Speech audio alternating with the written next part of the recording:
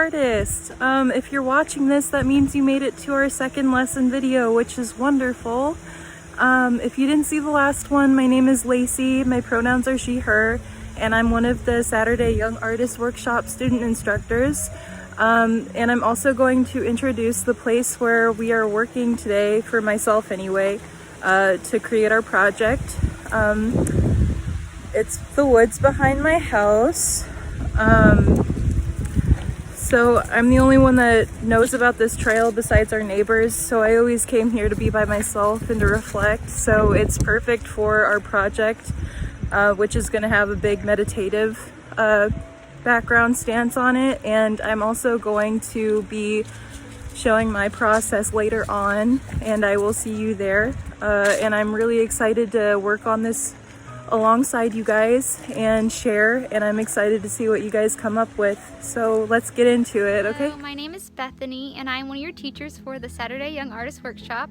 As you can see behind me, I'm outside. I'm actually in my backyard, and this is the location I chose for the project for this lesson.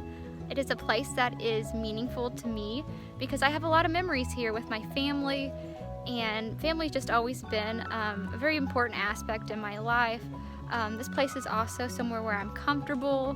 It's a place that makes me happy, and that's why I chose it for this lesson. Hello, young artists. Welcome to the second video in our series of lessons for the Saturday Young Artist Workshop.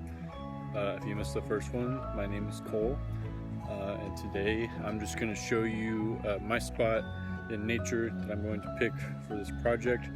I'm going to show you the materials I used, and then I'm going to show you how I constructed my mandala, and hopefully that'll give you a little bit more inspiration, a little bit more understanding of what you are supposed to do. So here we go. Hey everyone, and welcome to your next video. I'm Katie, if you don't remember from last time, and if you're new here, welcome. So today I am at Garden of the Gods in Southern Illinois. It's a beautiful place with big rock formations and a lot of forest, and I'm actually on top of one of the big rocks right now. Due to COVID-19, there wasn't a lot of places to go inside this summer, so I actually came here a lot to go hiking and to connect with nature, and it's become a really special place to me. I totally recommend checking it out if you haven't yet, and without further ado, let's get into lesson number 2. This week we are going to continue to explore how we as human beings and artists respond to nature. If you're new joining us this week, in our first lesson we learned how to closely observe nature.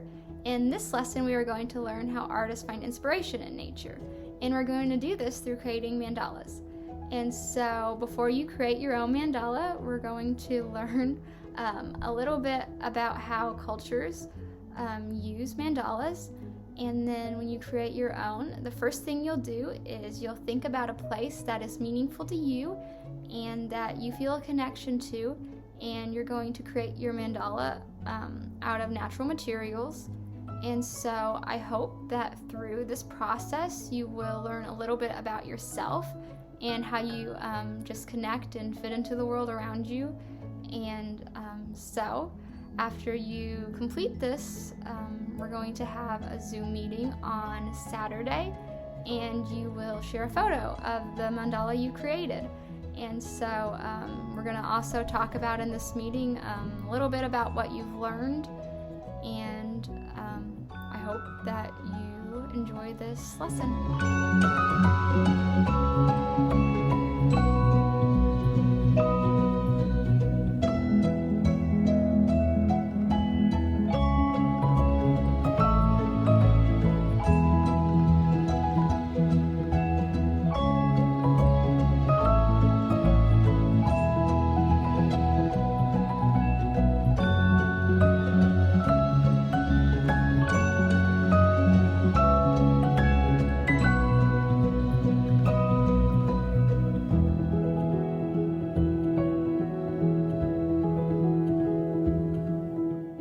So before we have you dive into this lesson yourself, you're going to want to know a little bit about what you're creating. So this week we will have you create a mandala. What is a mandala, you ask? Well, a mandala is a spiritual and ritual symbol in Asian cultures such as Hinduism and Buddhism. Mandalas are typically circular and arranged into sections that are all organized around a central point. Oftentimes they have vibrant colors as well. In spiritual practices, mandalas are used as a visual representation of the universe on an external level. On an internal level, mandalas are seen as a guide for meditation and a guide to several other Asian traditions within religions like Hinduism and Buddhism. Hinduists and Buddhists believe that if one were to enter the mandala, they would be able to transform their universe from a place of sadness and suffering to contentment and peacefulness. Mandalas were originally coined by and brought to all parts of Asia by traveling Buddhists. These Buddhists would carry mandalas with them on their journeys to let the symbol of their religion be known. As the mandala gained more popularity throughout Asia, they started to appear in Hinduism as well. When these mandalas were being created, the artists would sit cross-legged on the floor with whatever they're going to paint on in front of them. The cross-leg position is the most common position used in modern meditation. There are many types of mandalas out there that are used for different things, but the three most popular are the teaching mandala, the healing mandala, and the sand mandala. Teaching mandalas are colorful and used as maps for their creators. Healing mandalas are made for meditation and are intended to invoke feelings of calmness, focus, and wisdom. And lastly, sand mandalas are used to represent the impermanence of human life.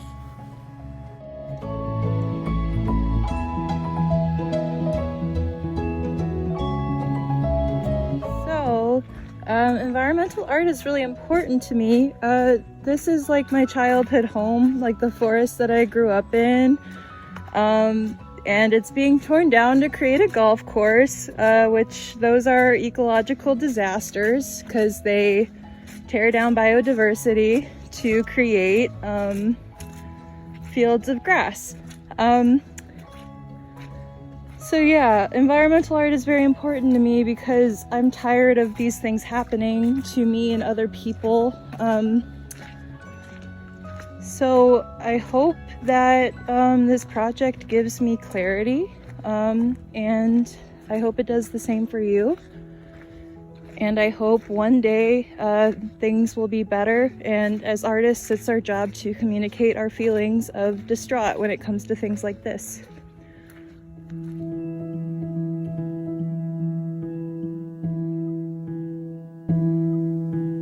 Okay, so this is my mandala. I'm gonna go through the step-by-step process so that you guys kind of have an idea of what to do. The first thing you need to do is find a site that means a lot to you and it has significance to you. This place is significant to me because I grew up here and grew up collecting things behind my house. And you know, like I said in my introduction, I was always able to come here to be alone because me and my neighbors were the only people who knew about it, and my parents. And it's kind of rainy right now, but I actually kind of like it. It's relaxing with the sound.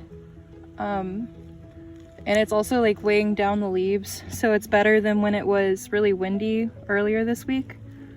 And another way that I weighed down the leaves was like collecting rocks and setting them on top. But yeah, go outside, find a place that means a lot to you so that you can write a reflection later. And then travel around, see what place has a good collection site. This spot in the trail was really good because there were a lot of leaves, and I collected multiples of the leaves. So you can see that these are repeated over and over again to make a pattern, and then there's walnuts and rocks and different colors of leaves, and also like there's a field over there, and the rain kind of like made everything fall down, so I was able to collect that. And also please don't uproot anything and don't bring anything from a different site because we don't want to disturb the ecosystem. Introducing something that's not from the site could introduce invasive species, and uprooting would take a plant out of its home, so that's not good. So you're going to take your repeated objects and you're going to place them in circles because the circles are significant to mandalas because everything starts and begins somewhere. And with this site specifically, I grew up here and I always saw this like pig farm that was abandoned, and nature kind of took it over and it became whole again. And now they're like taking it down to build a golf course, and that's kind of hard to watch, but like everything begins and ends somewhere. So I find peace doing this because it reminds me that nature is just going to take over again and everything's going to reset. But yeah, that's pretty much it. And you should be focusing on the reflective process of this and just meditate and think about the place of significance to you. So yeah, and then we have a few questions at the end of the video. We're gonna have you answer those in class when we meet in Zoom. So be prepared for that. You can write an artist statement and answer those questions by writing it down, or you can just prepare to answer them for class. But yeah, this is the whole thing. And yeah, I look forward to seeing what you guys come up with and hearing your reflections. So I showed you mine, and then this is Michaela. I've been quarantined with her. She's my best friend, and she worked on her own. You want to talk about your reflective process? I was just listening to the rain, and it's really chilly outside, so it's really nice, and kind of makes me feel a little bit numb, which is good. Kind of like calms down the stimulation of like everything else, and it was just really nice hanging out in nature and being able to do this with my friend. And we came here, like Lacey showed me this place that was very significant to her 2 years ago, and like I could feel how much it means to her being here, and like it's like very honoring to be a part of that. And so I think it's like partaking in a part of her past is like very special. It's so nice. It is. It's like this genuine. It's like you're allowing me to see into like a part of your world, and that's very nice. And so it's like I want to be very respectful of that, and it's kind of like meditating in that kind of. So yeah, I don't know. I hope that makes sense. Yeah, that's beautiful. That's so sweet. I think this is such a calming setting with like all the fall, and it's super like overcast and foggy, and it's like it's nostalgic almost.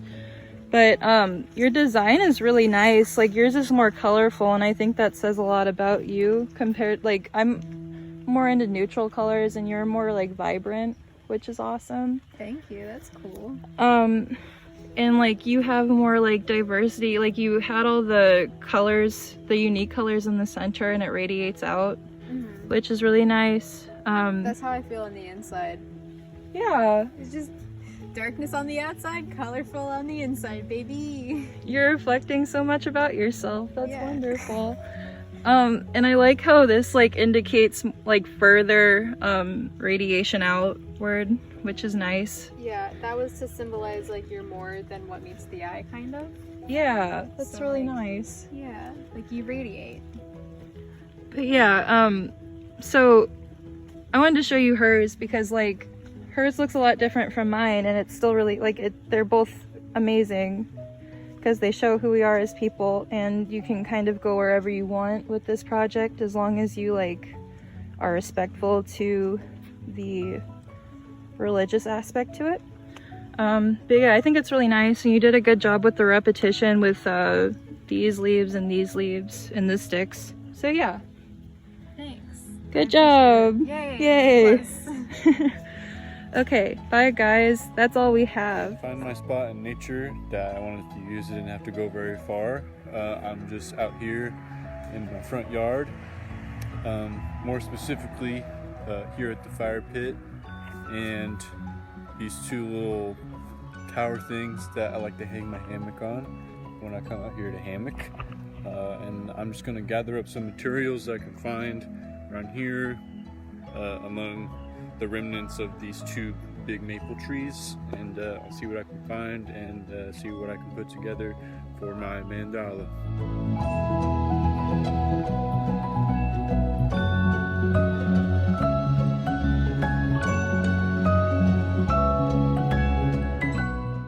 Okay, so before I show you my mandala, I'm just going to talk a little bit about what inspired me during gathering my materials and actually constructing it. The main thing that inspired me was these two trees and that one over there that have been here since we moved in when I was 5.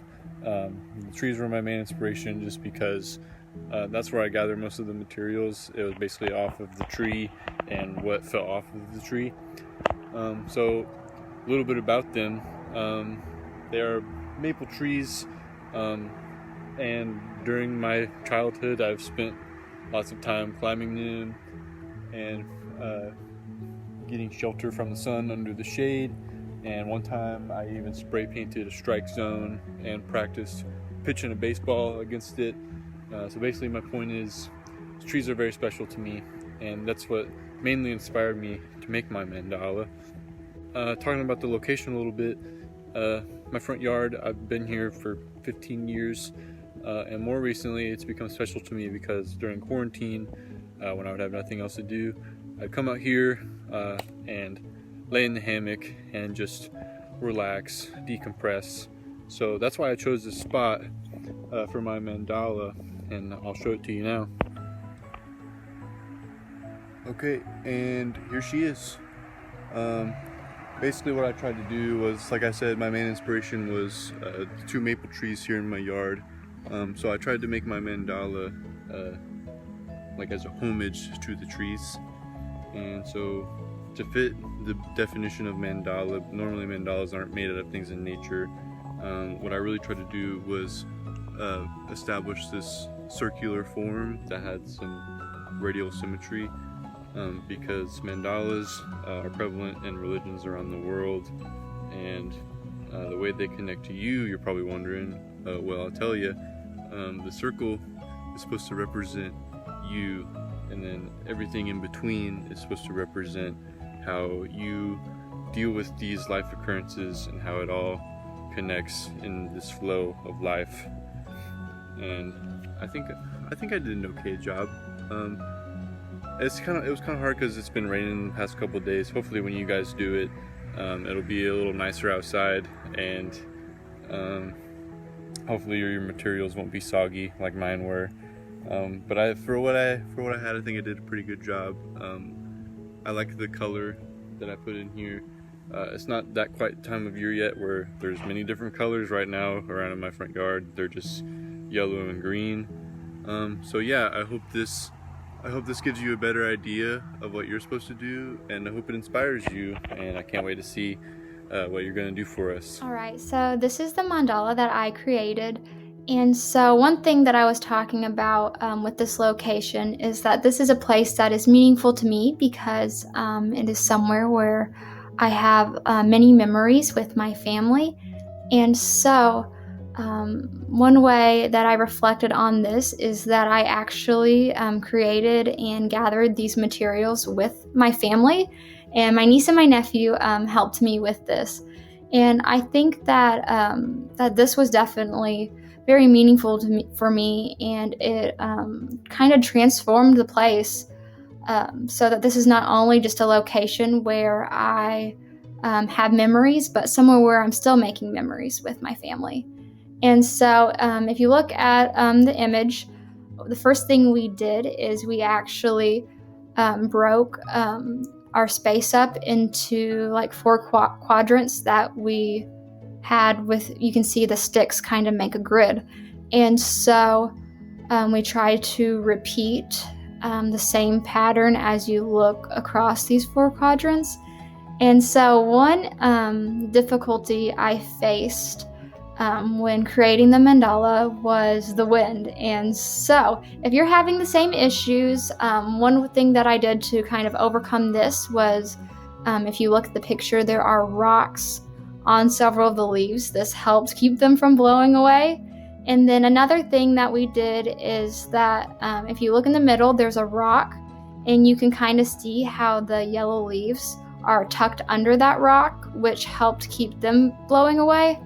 And since these the yellow leaves were secure, when we then tucked leaves underneath that, they actually stayed too, because they were all secured by that middle point. And so that's something that I found that was helpful to kind of overcome the challenges of the weather. Another issue that I faced is that there was actually a pop-up shower whenever we were creating this. And so I would suggest that you check the weather beforehand and try to build your mandala on a day whenever the weather is preferable if you can. But So yeah, this is what we created, and I am excited to see what you create in Zoom. While making my mandala, I was at Garden of the Gods, which is a special place that I like to go to reflect, hike, and appreciate nature. Since mandalas can represent oneself, I decided to look for the natural items that would fit me the most. Overall, my mandala was quite simple, and I did this on purpose because I consider myself to be a simple person. As you can see, I have a lot of leaves in my mandala. I used 2 different types of leaves to represent the light and airy parts of my personality. I try not to take life too seriously. Obviously, this statement does have exceptions, but for the most part, I am a pretty easygoing person. I like to drift along with life as leaves drift in the wind. If you look closely at my mandala, you will notice that there are tiny rocks in a circular pattern. These rocks quite literally represent the hard parts of life and how we need to overcome them, whether we like it or not.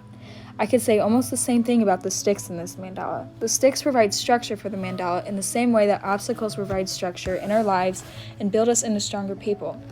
Lastly, the acorn in the middle represents my happiness.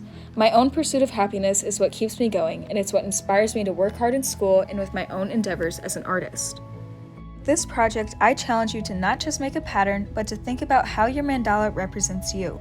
This does require some self-reflection, but self-reflection allows us to get to know and love ourselves even more. Alright, so we are now nearing the end of our lesson, and so I want you to remember that once you are done creating your work, to take a photo of your mandala so that you'll be able to share it with us on our Zoom meeting on Saturday, October 31st. And before we go, I want you to think about a few questions. First, how did the location that you chose change for you in the placing and creation of your mandala? Second, how do we as human beings and artists respond to nature? You are just about done with this lesson and this video. So now that you've created your mandala and you've done your questions and you've watched this video, we just have a few reminders for you. Our Zoom class is going to be held on Saturday, October 31st at 9 a.m. and that just so happens to be Halloween. So if you have a costume this year, we encourage you to dress up with us. It's going to be fun. And another reminder is to remember to take pictures of your mandalas so that we can look at them on Zoom and analyze them and talk about them. The purpose of talking about our creations on Zoom is to get insight into each other and learn more about each other. Just remember to take pictures of your mandala so we can talk about it.